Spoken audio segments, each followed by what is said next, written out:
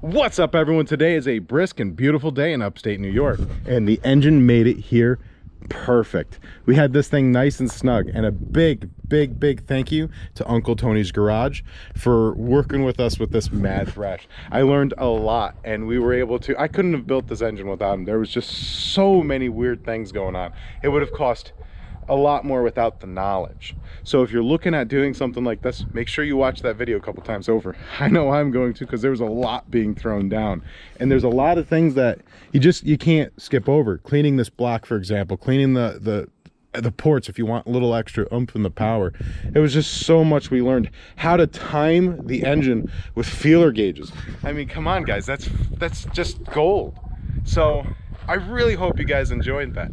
So I got home last night at 1 o'clock in the morning, which would be 2 o'clock for you standard, or your central standard time, guys.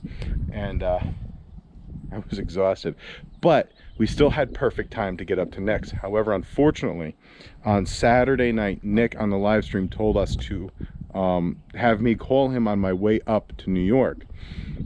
So I did. And sounds like he has a job going on right now, which kind of prohibits this going on his dyno. So I don't know exactly what's going on. I just know that we couldn't go today. Everything as far as and I want to stress this, I reached out to customs and had this thing scheduled to go through the border for today. So it's not a customs issue. It's not me going through. It's business oriented. It's not pleasure. We had it scheduled. Now, the big thing we're gonna have to do now, one, this is actually one of our work trucks, and it needs to go back to our shop. It not being down there will make us lose money.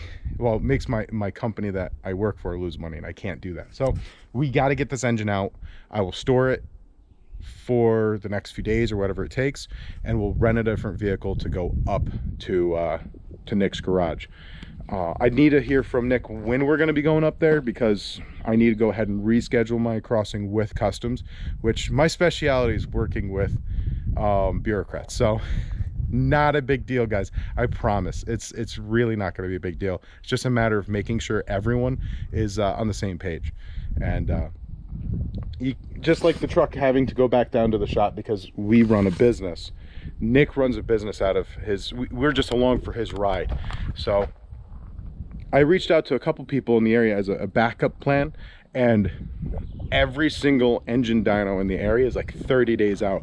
Around here, I'm right down the road from Lebanon Valley, and even though the season was pushed back, the engine builders are still building engines for the dirt track. Matter of fact, Dan Bandel, who I am working with building the engine for the 6.0 LS engine for that's something like 1,000, 1,300 horsepower. He's building that for the GS. He's building, like, I think he said 5 or 6 $60,000-$70,000 big blocks for the dirt track, and he's still finishing up 3 small blocks for the dirt track. So, and it's $600 a day. That's gonna hurt. It's gonna hurt real bad. But yeah, I'm not mad or anything. It is what it is, guys. It's life goes on, but we do need to get up there because I want to see the numbers.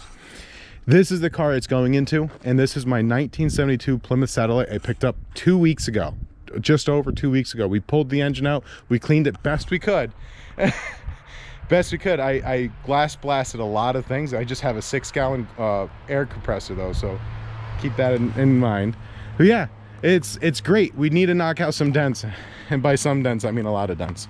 And we have the torsion bar cross member. We need to either graft in part of it or replace the whole thing.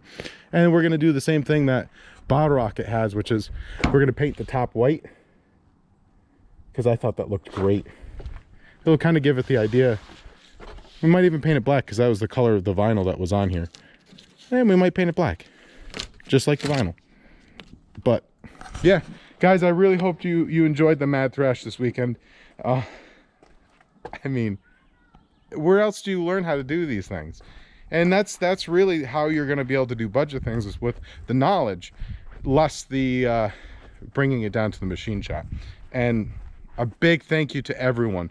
John for coming down from Virginia to help this engine build. And Another big thank you to John, because John's hooking us up with another one of these wheels right here, and Tony hooked us up with all 3 of them for this build. So I'm very, very excited. I love this style wheel, and it's gonna be weird them being chrome and different colors, but I think that kind of gives it a little bit more character. So I really enjoy that. A big thank you to Lamb Chop for coming over and helping us hone this engine.